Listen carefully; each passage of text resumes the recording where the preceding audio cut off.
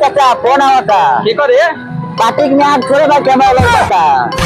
हाँ तो रोक के देख ले गाड़ी नहीं चलता। हाँ रोक के देख लिया। हाँ बाबू अरे ते कहाँ पर रे? हम देखा देखी में आल बनी। ये बाप से पूछ के गले कौना बाप से? कौना बाप से?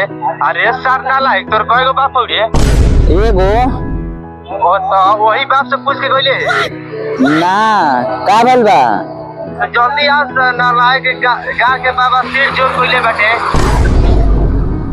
बाबा से ठीक बा हम आवत है नीचे ऊपर के। अच्छा चलो तो हम छोड़ के चल जाए। हाँ हाँ चल चल चलो के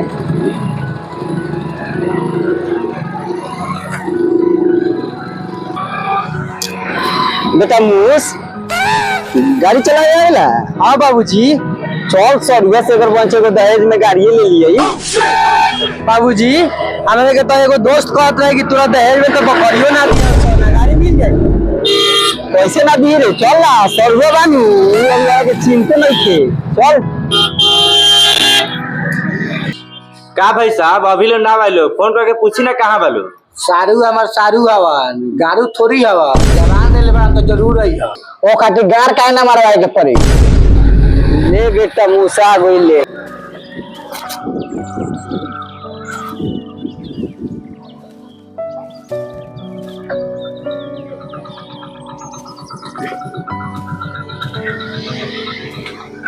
वो कहा तो सारी भाई आ गई। अच्छा अच्छा हम जाता नहीं बाबू को दवाई लिया है के बा जल्दी जा जल्दी। ठीक बा हम जाता नहीं। बेटा मूस चल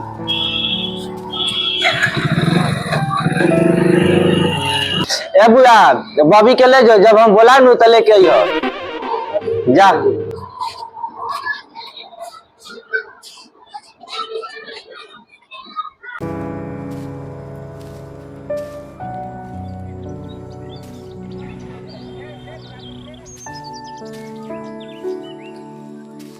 आई आई भाई साहब आए में कोनो दिक्कत होगा त नहीं भइल ना दिक्कत ना भइलटे बाकी ये रौरे जगह मिलल हमरा से कहती से बनिया जगह पर हम बैठा का करा। अच्छा जाए दी का करब सोचने कि इहे गार के पीछे रहलक तही में करवा दी। अच्छा अच्छा कोनो बात चली बबुआ चली आई चलो बबू जाला बुआ नाश्ता पानी लिया बोलो रगा लो बैठी लो बैठो बैठो बैठी बुआ बैठी।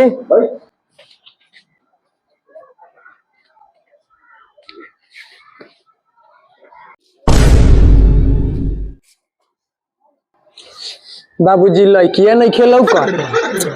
अरे साला टेंशन मत ले लड़किया आई तोर तो इज्जत नहीं के कम से कम हमारी इज्जत ये के तो ख्याल कर अस्थिर का हो सारू आए में तो दिक्कत तो ना भइल है ना ए सारू तार मुआलका बा पातना ना अच्छा अच्छा का चौक रोड बनैले हव किया में कोनो दिक्कत ना भइल खाली गार में फोड़ा उठल बा बाकी कोनो दिक्कत नहीं के बा। का ए सारू काहे गरमाइल बरे तना गरमाई ना औते औते सवाल जवाब करे लगल नाश्ता पानी के पूछबे ना कोइल का सारू घरे से के बानर के आंर खा के अइला ह आओ लो बुआ नाश्ता कराओ लो जल्दी से ना चलो लो आओ लो बुआ लो आओ लो चलाओ लो जा लो चलाओ लो आगे से हाथ फैलाई लो एक एक हाथ फैलाओ ना ज्यादा थोड़े बा।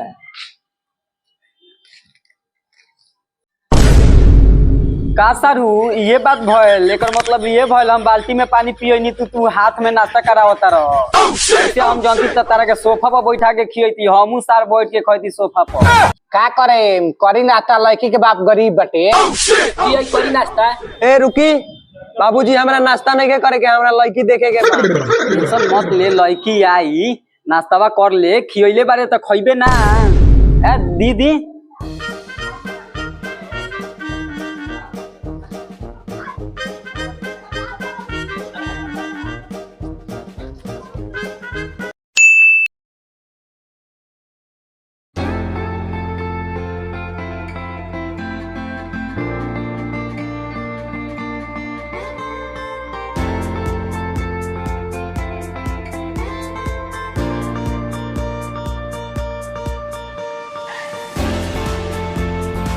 भाई साहब लाइन से हो जाइलो बउआ रौरो हो जाइलो लड़की आ गइल आओ लो है बैठ जालो मुस बैठ ने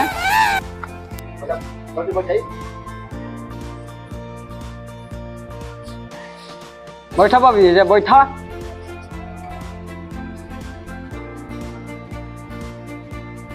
तनी बबी अपन घूंघट उठावत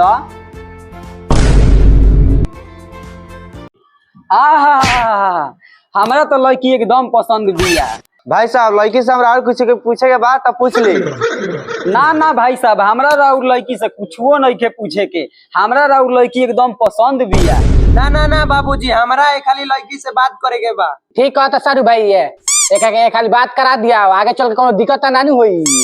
ठीक कहता रहा सारू का भाई साहब रौरा कोनो दिक्कत नहीं खेनु हमार लड़का रौरा बेटी से बतियाई तो ना भाई साहब हमरा कोनो दिक्कत नहीं है कि लड़का लड़की के बार बात करा दिया मालिक की आगे चल के कनी के साथे रहे के बा। बेटा मूस लेके पोखरी में घुस।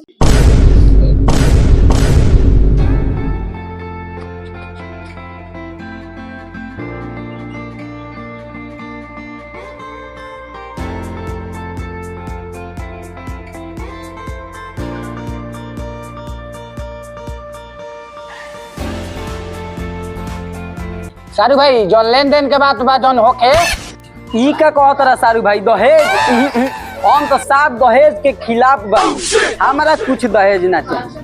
भाई साहब आई रउआ से कुछ दिल के बात अपन कहतनी बैठिए जा। चली भाई साहब बोली क्या कहे के भाई। देखी भाई साहब हम रउआ से कुछ ना चाहिए हमरा रउआ जौन भी देम अपना बेटी के देम खुशी से देम। ना भाई साहब राउर मन में जौन बा वो हमरा से कही हमारा जितना जुड़ी हम जरूर पूरा करेम। अच्छा तो सुनी रौरा पलंग देम हमार तो बेटा चल जाई काम करे हम घरे रहबे ना करेम तो पर सूती के राउर बेटी सूती है। रौरा फ्रिज देम हम तो चल जाम दिन में काम करे और बेटो घरे रहेला ना ओकर ठंडा ठंडा पानी के पीही राउर बेटी पीही। गाड़ी देम हमारा तो उसे कहीं घूमे फिरे के बाद ना और बेटो जहाँ जाला तहाँ पैदल चल जाला। अगर तत्काल में रौरा घरे कभी आवे के होखे तो उसे के आई राउर बेटी वही है। रौरा एगो सिकड़ी दे देम तो हमारा के थोड़े देम उ रौरा अपना दामाद के देम हमार लड़का ना बुझी उ राउर लड़का है। बात तो भाई साहब रौरा ठीके कहतनी बस हमरा के रउआ 1.5 लाख नगद दे दे। 1.5 लाख काहे चिहातनी वो हमारा काम में थोड़े आई।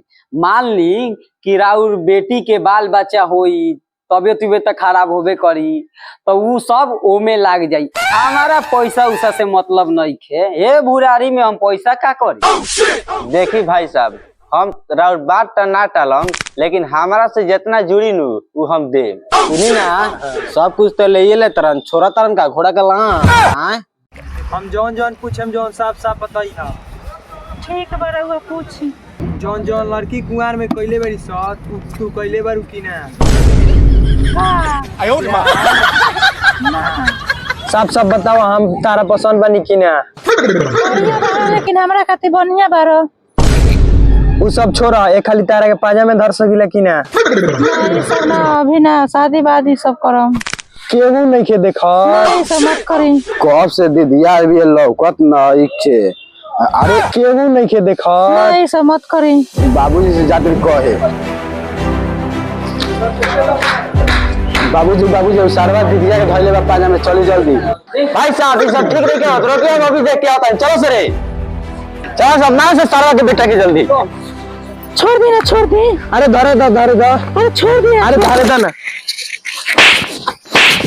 कि हमारा बेटी के संग उल्टा सीधा गलत कर छोड़ दी का छोड़ी जी ये हमारा बेटी के संग उल्टा सीधा हरकत करिया में का छोड़ दे नहीं गो एने इधर समझाओ तने एने आई का समझाओ तने महाराज अब के तरह मौका बा काशी का मौका जी दान दहेज के अब राउंड ना लगी। हां ठीक कहत नहीं रहुआ अब सरवा के झाट उखाड़ के कर पियाना दे भाई। हां चली का बोल जी का बोल राम महाराज का बोल का पूछत नहीं हमारा बेटा हमारे बेटी के संग उल्टा सीधा काम करता हम चुपचाप करके देखत रहे अतने हमार बेटा उल्टा सीधा काम करता था ना हुई बिया। महाराज ऐसे कैसे? बाबूजी हमरा ये लड़की चाहिए। ना एकरा से बिया तो ए महाराज काहे ना शादी होई जी? लड़का लड़की राजी बता शादी काहे ना होई? रघु सेलून लियो घर बउआ ए बुआ का सेलून करता हम ना करे ना करबे कर। अरे बाप रे बाप हमारा 1.5 लाख रुपया ले गए रे बाप। दहेज दहेज भूखत रहनी अब दहेज के हई ले ले हैं। हेलो भाई, हमनी के वीडियो अगर पसंद आए तो हमनी के चैनल के सब्सक्राइब करी और लाइक करी, कमेंट करी, शेयर करी।